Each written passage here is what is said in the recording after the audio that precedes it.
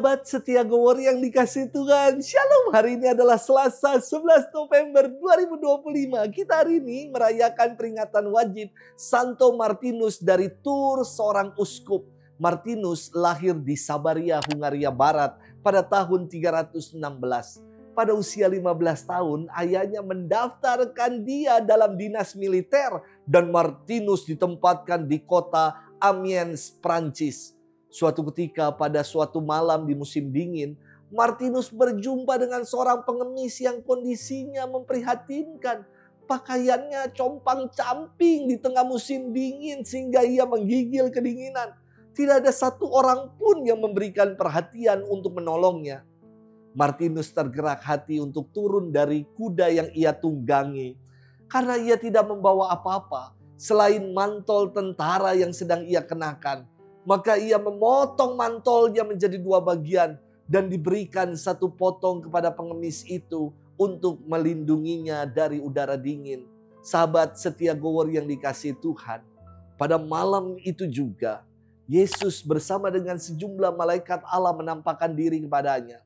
Dalam penglihatan itu Martinus melihat Yesus mengenakan potongan mantel yang tadi diberikan kepada pengemis di gerbang kota Amiens itu.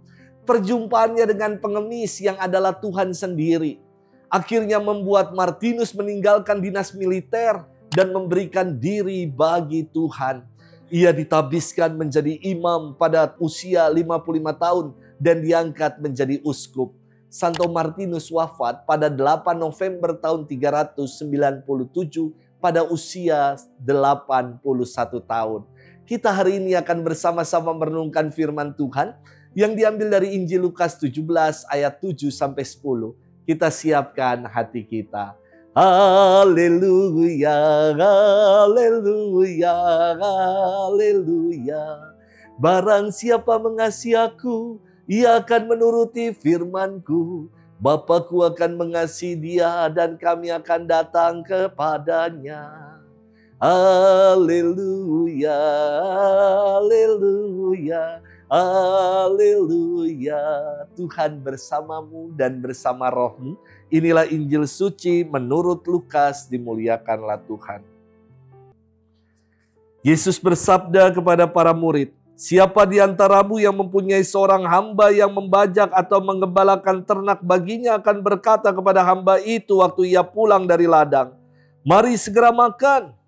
Bukankah sebaliknya, ia akan berkata kepada hamba itu, sediakanlah makananku, ikatlah pinggangmu dan layanilah aku sampai aku selesai makan dan minum. Dan sesudah itu engkau boleh makan dan minum. Adakah ia berterima kasih kepada hamba itu karena ia telah melakukan apa yang ditugaskan kepadanya?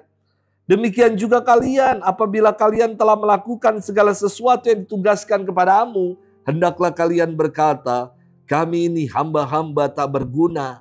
Kami hanya melakukan apa yang harus kami lakukan.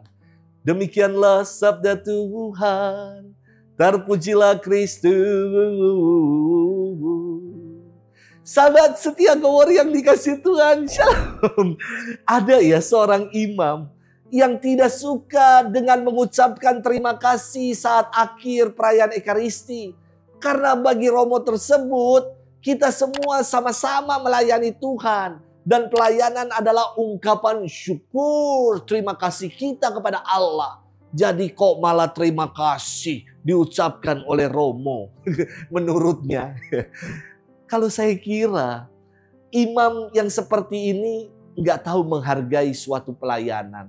Pelayanan memang harus tulus, pasti.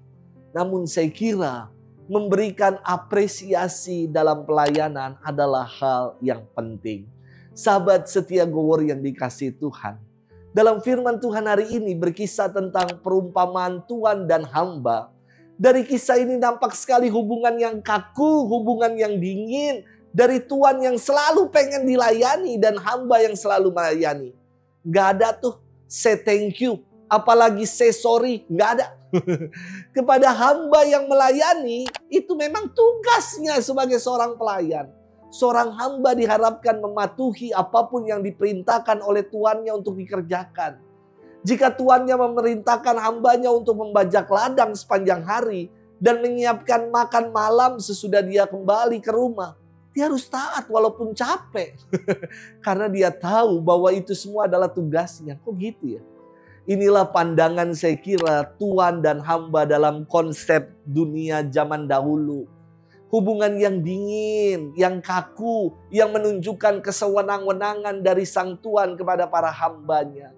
Sahabat setia Gowori yang dikasihi Tuhan. Refleksi firman Tuhan hari ini bukan perihal hubungan dingin antara Tuhan dan manusia, bukan. Tetapi yang ingin Yesus tegaskan dalam firman Tuhan hari ini, Ia mengajak para muridnya untuk menyadari perutusan sebagai hamba yang setia dan rendah hati. Yang mau melakukan dan menunaikan perutusan tanpa mengharapkan puja-puji, tetapi demi terlaksananya perutusan itu sendiri. Sudahkah kita menjadi hamba-hamba yang setia dan rendah hati macam itu? Selamat bermenung. Tuhan memberkati kita semua. Bapa dan Putra dan Roh Kudus. Amin.